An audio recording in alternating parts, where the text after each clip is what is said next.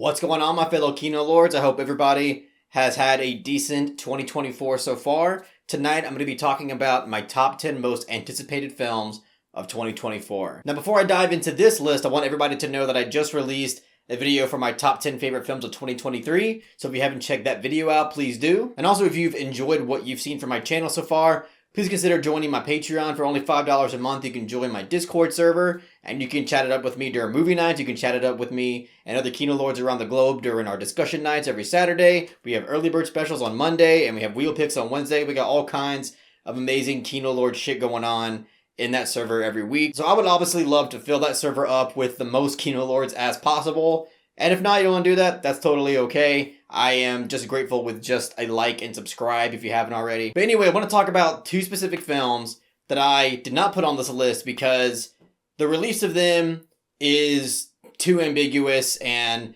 especially with one of them, I just feel like there's pretty much no way that it would release in 2024. But it's still a film that's worth mentioning because you really never know, and if it does come out, it's probably going to come out in early 2025. First and foremost, the film I'm talking about is Eddington, which is the next film that's written and directed by Ari Aster. I am super psyched for that film. It's apparently supposed to be this black comedy western type film with splashes of horror inspiration. Sounds very Beau is Afraid-esque. Definitely probably not going to be as fucking bizarre and bonkers as that film. But in terms of genre, it seems to be approaching similar levels. So far, the cast that has been released is awesome. You got Joaquin Phoenix, Emma Stone, Christopher Abbott, and also Pedro Pascal. Interesting choice for an Ari Aster film. So far, from what I've read from the plot, it seems like a small town conspiring against the main characters type of thing. Again, kind of culty vibe, which Ari Aster is very comfortable and familiar with at this point. So yeah, super stoked for that film.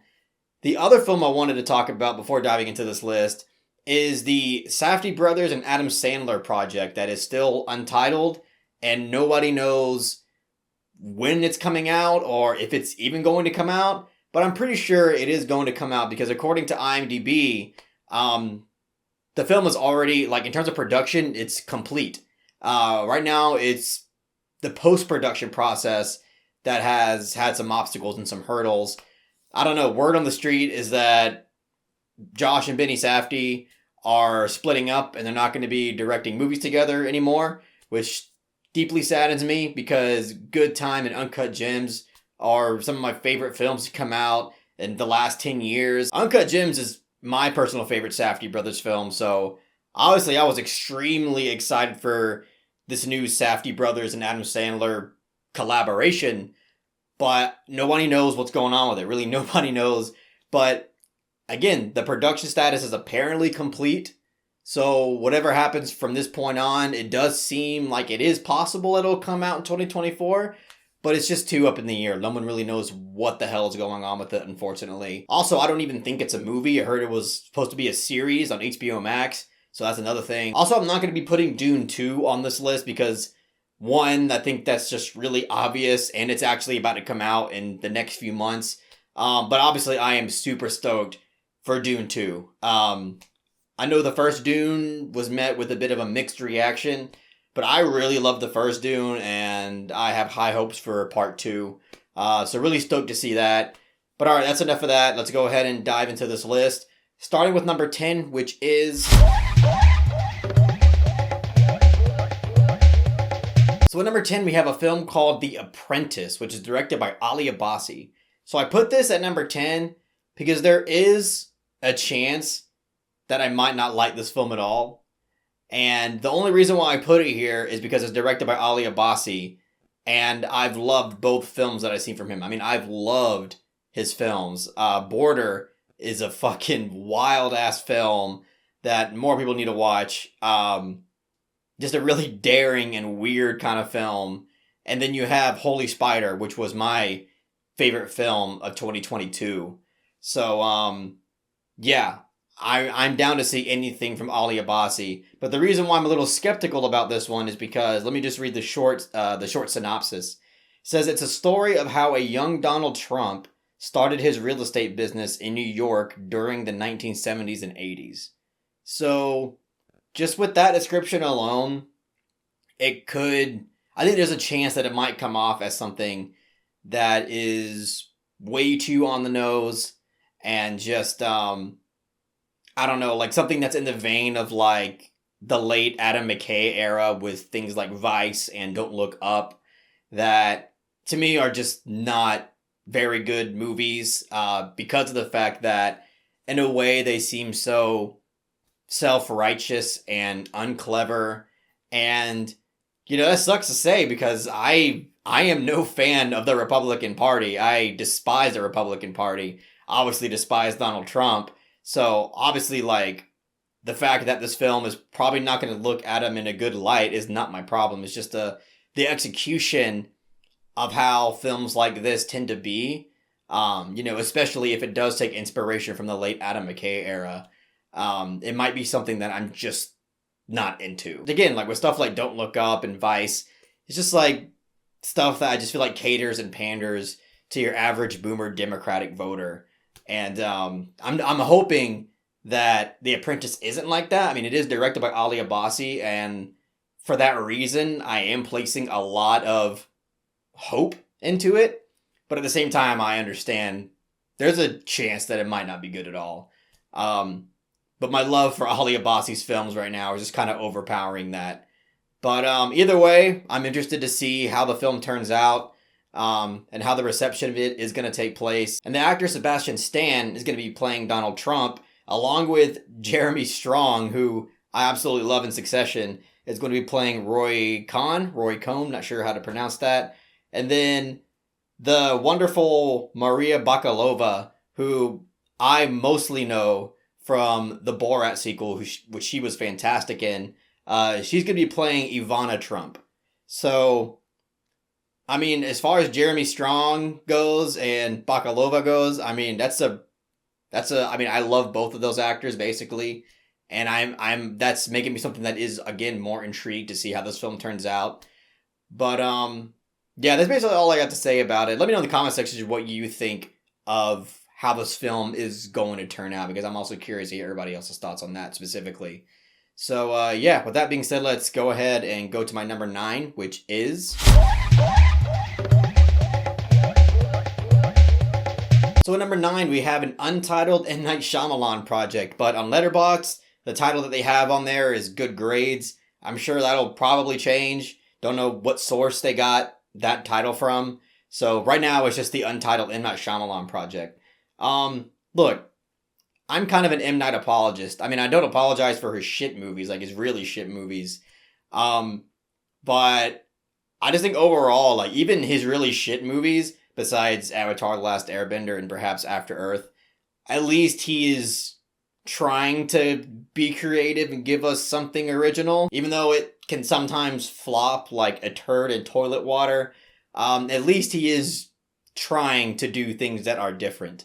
But I think so far, M. Night has kind of gained more creative momentum in not making such stinkers. I don't think Old is the worst movie ever. I honestly had a decent time with it. I think, again, it's trying to do something creative and original, even though it has those M. Night Shyamalan-isms. It's still something that I think is, commendable in some way. Then you have a film that he came out with last year, Knock at the Cabin, which I thought was a pretty good movie. I mean, it wasn't in my top 10 or anything, but it was a pretty enjoyable and just good movie overall. So I'm interested to see what he does next. There's no plot details revealed at all, so I don't know anything about it so far. But I'm always down to check out one of his films. And again, I love all of his earlier works. I'm a Signs apologist. I'm a The Village apologist. Obviously, I'm in love with Unbreakable and The Sixth Sense. So I'm interested to see what he does next. I'm really interested to see what he does. Shyamalan's daughter, Ishana Shyamalan, actually also has a film that she's directing and coming out with this year. It's called The Watchers, and the plot reads, follows Mina, a 28-year-old artist, as she gets stranded in an extensive immaculate forest in Western Ireland. After finding shelter, she becomes trapped alongside 3 strangers, stalked by mysterious creatures each night. So, that's also something that is highly on my radar. Again, I didn't put it in my top 10 in this video. I want to see how his daughter directs a movie. I'm not sure if she's directed anything before. If she has, I haven't seen it. But premise sounds interesting, sounds cool, and I'm curious to see what she does. But anyway, get a little off track. That's all I gotta say. Let's move on to my next most anticipated film at number 8, which is... So up next we have Longlegs, which is written and directed by Oz Perkins. So, just to get this out of the way, I have really dug the Oz Perkins films that I've seen. I've only seen The Black Coat's Daughter and Gretel and Hansel. Not sure if he's directed anything else besides those films, but I love The Black Coat's Daughter. I think the presentation of that film was really what makes it, because he crafts such an unsettling, consistent atmosphere throughout the entire film. And I just think when it comes to vision and presentation, Oz Perkins is really fantastic. Same with Gretel and Hansel. I'm not huge on the film, but I did enjoy it. And that film, again, it's because of the cinematic presentation that crafts such, again, just an engrossing atmosphere. And also just the production design and the color palette and just the overall attention to detail that I just really find impressive with Oz Perkins' filmmaking. So yeah, with that being said, I'm highly looking forward to Longlegs. I actually watched the teaser trailer that Neon put out recently. It's only like 20 seconds long. It doesn't show much, but I think it does a great job at, again, like getting people interested and curious to what he's going to be doing next. I do have a quick synopsis that I'm going to read off. Again, if you don't want to hear the synopsis, you don't have to. You can just, whatever, tone it out. That's fine. But the synopsis reads, FBI agent Lee Harker is a gifted new recruit assigned to the unsolved case of an elusive serial killer. As the case takes complex turns, unearthing evidence of connections to occult practices, Harker discovers a personal connection to the merciless killer and must race against time to stop him before he strikes again. So that on its own, again, sounds like a compelling screenplay concept. And two other really crazy things is that Nicolas Cage is, I believe, starring or co-starring in this film. And obviously, like, that is just something that I get excited for any movie that Nick Cage is in, even if it's shitty. I don't care. Like, I get excited for it. And the fact that he's going to be working, again, like, every now and again, he'll work with a prominent director, or at least a promising director, which I think Oz Perkins is. It's just even better. And then you also have Micah Monroe, who, honestly, I haven't really seen her in anything great since It Follows. Like, It Follows was a really interesting and good film. And this is, like, the first time I'm kind of seeing her back on the, like, promising art house scene. So, really interested to see how this one turns out. So, yeah, I guess that's all I got to say about it. But it's definitely a film I'm looking forward to. And let's move on to number 7, which is... So at number 7, we have Anora, which is directed by Sean Baker. That alone, Sean Baker, he's never made a film that I've been disappointed by. Loved Red Rocket. I'm in love with the Florida Project. Tangerine, great film. So I haven't seen Takeout yet. That's one that's definitely on my radar. But yeah, the quick synopsis reads, a comedy about sex workers shot in both upstate New York and Las Vegas. Further plot details to be announced. So again, we don't really know much, but apparently it's a comedy about sex workers, directed by Sean Baker. Definitely dabbled in the comedy arena when it came to Red Rocket.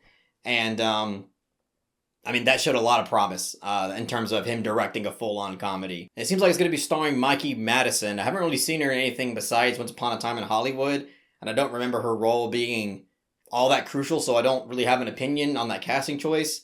But yeah, I don't really think I have much more to say about it. It's a movie directed by Sean Baker, and it's about sex workers. What more do you want to be interested in it? So number 6, we have Love Lies Bleeding, which is directed by Rose Glass. So there are a number of reasons why I'm really interested in seeing this film. First one being the obvious one, is directed by Rose Glass, and I know Saint Maud was kind of a divisive film, but I really loved Saint Maud. I just really love the way that film explored religious psychosis and loneliness, and I just really dug the product overall, and obviously that makes me think that Love Lies Bleeding has the same amount of potential, and this one even more so. Kristen Stewart, honestly, I am I'm really digging Kristen Stewart at this point. I think she's been in a lot of stuff that I think is great. Loved her in Spencer. Even though I wasn't the biggest fan of Crimes of the Future, I loved her performance and her character in that film. Probably like one of the best parts about it. Um, and I just think she actually has a lot of acting talent. Like that wasn't the case before, but I just think that the material she was working with in Twilight was really holding her back. Now, I mean, it's kind of same with Robert Pattinson. Not saying that she's on the same level as Robert Pattinson, but she's still like has a lot of talent, and I'm glad that she's picking roles like this that are really like challenging her as an actress.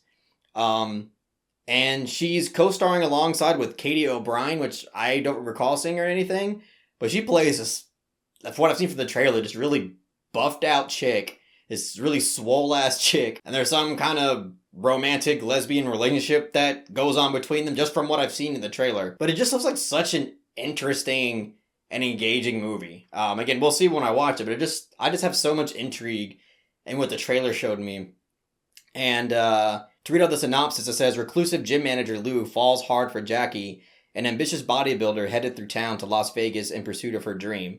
But their love ignites violence, pulling them deep into the web of Lou's criminal family.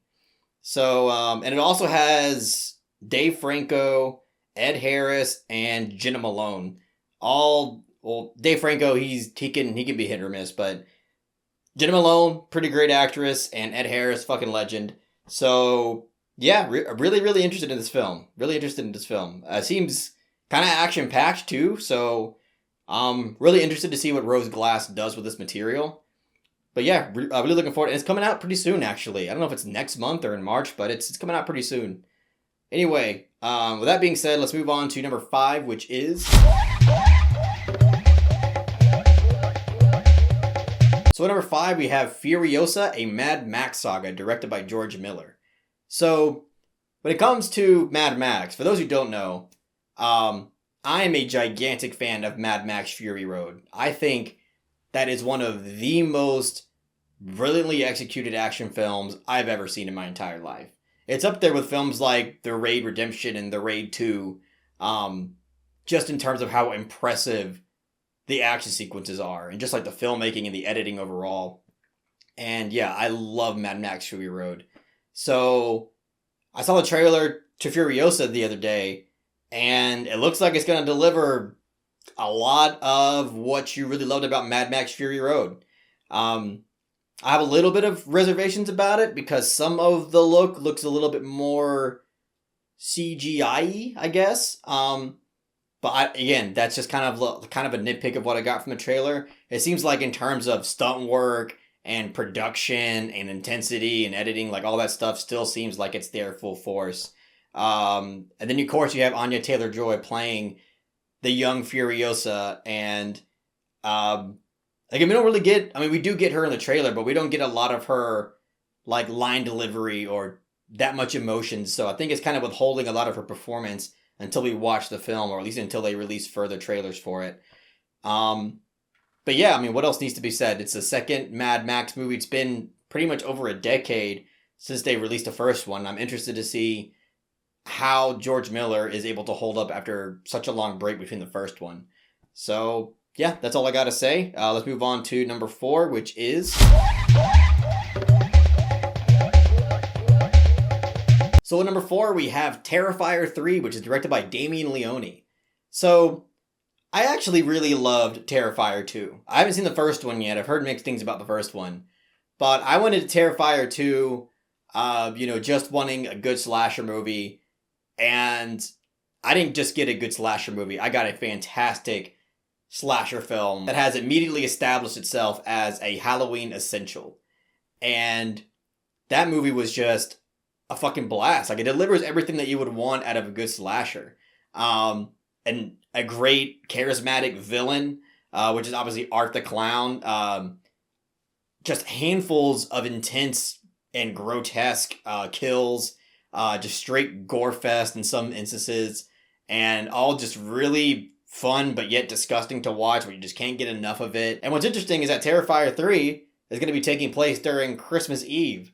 So it's going to be like a Christmas horror film, which I am 100% on board with. The The last Christmas horror film I saw was the original Black Christmas, and I think that was a really great slasher film. That's like one of the first slasher films ever made, at least one of the first good slasher films ever made. It actually had a huge inspiration on John Carpenter's Halloween. But yeah, the quick synopsis reads as such. After the bloody events of Terrifier II, Art the Clown once again returns to Miles County, setting to unleash chaos on the unsuspecting residents of the town as they peacefully drift off to sleep on Christmas Eve.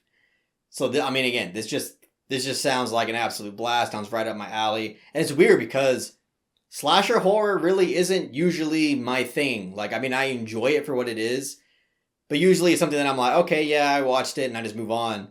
But something about Terrifier 2 just really left an impression on me. And just made me really excited to see what was next for this director. And after hearing he's going to make another one, it's obviously Terrifier 3, I was just absolutely ecstatic. So yeah, really excited to see what Art the Clown has in store for us this time. And that's about it. So let's move on to number 3, which is... So number 3, we have Kinds of Kindness, which is directed by Yogurt Lanthimos. So kind of crazy that we're going to be getting another Yogurt Lanthimos film so quickly. Some people said they're unsure about whether or not it's going to come out in 2024. And I can understand that for sure. There is a chance that it might not. But again, according to IMDb, it says that the production status is completed. So, I think that there's plenty of room to release this film in 2024. Probably, again, during the Oscar season, probably around November, December. And I'm really stoked for it. And it's got a lot of the same cast that was in Poor Things. Emma Stone, Willem Dafoe. That's as far as it goes, I guess. But you also have Jesse Plemons joining the cast. He somehow always seems to be able to stick his face into everything that actually is pretty good. And then you have Hong Chow, another really great actress that I can't wait to see in a Yogurt Lanthimos film. So, yeah. And in terms of the synopsis, not much at all has really been revealed about the plot, but it does say that it tells 3 separate stories with the cast playing different characters in each. So, not sure if it's just like an anthology type of movie, or if it's going to be kind of within the vein of a Alejandro Gonzalez Iñárritu film, like Amores Perros or Babel or 21 Grams, where you're just going to have 3 different stories and they somehow connect in some way. But obviously I'm excited for this. Why wouldn't you? If you're a Yogurt Lanthimos fan, you're gonna be wanting to see this film. So, really hoping it comes out in 2024, or else I'll look like a fucking idiot in this video. Like I have in previous most anticipated videos. But anyway, let's move on to number 2, which is... So at number 2, we have Nosferatu, which is going to be written and directed by Robert Eggers. Yeah, this one was obvious. I think everybody expected this to be on my list. I think we're all pretty much huge Robert Eggers fans. The guy has just made banger after banger after banger. The Witch, The Lighthouse, The Northman, and now he's going to come out with his 4th film, which is a retelling or a remake or reimagining of Nosferatu, and we're all here for it. So you have Bill Skarsgård as Count Orlok, Lily Rose Depp as Ellen Hutter, and Nicholas Hoult as Thomas Hutter, and Willem Dafoe as Professor Albin Eberhard von Franz. So, again, killer cast. Willem Dafoe is again going to be in a number of bangers this year. Just really excited for this. What can I say? It's a Robert Eggers film, and it's Nosferatu. Just seems like a match made in heaven there. In terms of the synopsis, it's a gothic tale of obsession between a haunted young woman and the terrifying vampire infatuated with her, causing untold horror in its wake. So the exact same plot details of the original Nosferatu. But yeah, that's... Well, again, somebody what more do you want from me? It's... The reason why I'm excited is just... It's right there for you. I don't have to explain. But yeah, obviously really excited to see what he does with this. Really love his ability for atmospheric horror. And I think... most likely, it's going to come to fruition really well for Nosferatu. So that being said, it's time to move on to number 1. By process of elimination, I think some of y'all can guess what my number 1 would be. But without further ado, my number 1 is... So at number 1, we have Mickey 17, which is written and directed by Bong Joon-ho. I mean, it's just on us alone, it's a Bong Joon-ho film. So his name attached to anything at this point, I'm going to be 100%, 1000% excited for. Especially after the monumental artistic and commercial success of Parasite. Really, really wanting to see what he does next. And according to the synopsis, Mickey 17 is an expendable, a disposable employee on a human expedition sent to colonize the ice world Nephilim. After one iteration dies, a new body is regenerated with most of its memories intact. So, sounds like he's definitely going full sci-fi adventure kind of thing. And I'm all here for it. It sounds very conceptual. Honestly, it sounds like something that like Nolan would do or something. But it's really interesting to see Bong Joon-ho tackle something like this. The only film that I see from him that kind of resembles this is maybe something like Snowpiercer, but Snowpiercer was still sounded just a lot simpler. It sounds a lot simpler than what this is. But one thing I'm excited for, on top of the fact that it's directed by Bong Joon-ho, is the cast. I mean, you got Robert Pattinson in the lead role. You have Mark Ruffalo, who, again, is in another banger. He was one of my favorite things about Poor Things. And, really awesome to see him in the next Bong Joon-ho film. And then you have Steven Yeun and Toni Collette. Toni Collette, one of my favorite, and in my opinion, most talented actresses we have working today. And just an amazing cast, in my opinion. And obviously, really, really excited for this. Really, really excited for this, for obvious fucking reasons. But yeah, they released like a 10-second teaser or something like that for it. And it doesn't really show anything at all besides Robert Pattinson in that like cryogenic tube or whatever, and that's all we get. So obviously super stoked for this. What more can I really say about it?